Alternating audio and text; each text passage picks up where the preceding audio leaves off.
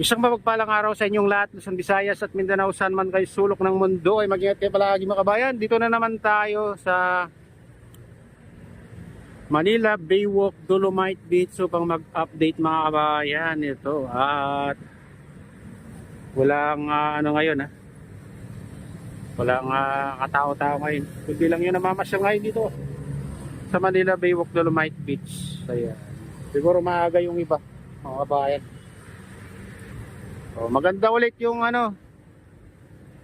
Manila Baywalk Dolomite Beach, malinis ulit mga kabayan. Kolekta na yung mga dyan, mga basura. Ang daming ibon dito. Yan yung mga ibon na puti. Tawag sa yan, Ilocano, Kanaway. Ang dami dyan. Ayan, yan sa tabi ng seawall ng US Embassy. Ayan.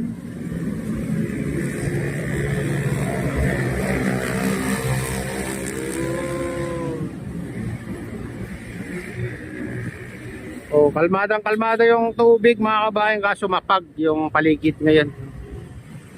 Parang nagbabadya na naman umulan mamaya. Lutay na lutay ngayon dito sa Manila Baywalk Dolomite Beach. So,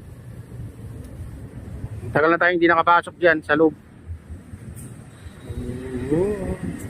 Dito lang tayo sa Fort Bridge.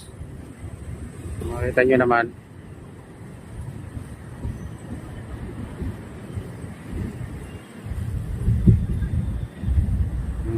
Doon naman sa kabila mga kabayan, yung Pasaya Manila Bay Reclamation. Yan yung pinakamalaki dyan, reclamation dyan sa tapat ng MOA mga kabayan.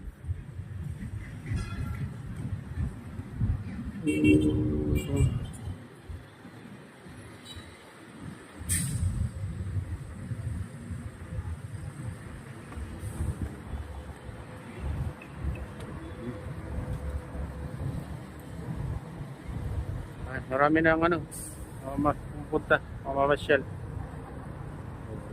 May mga dyan siguro.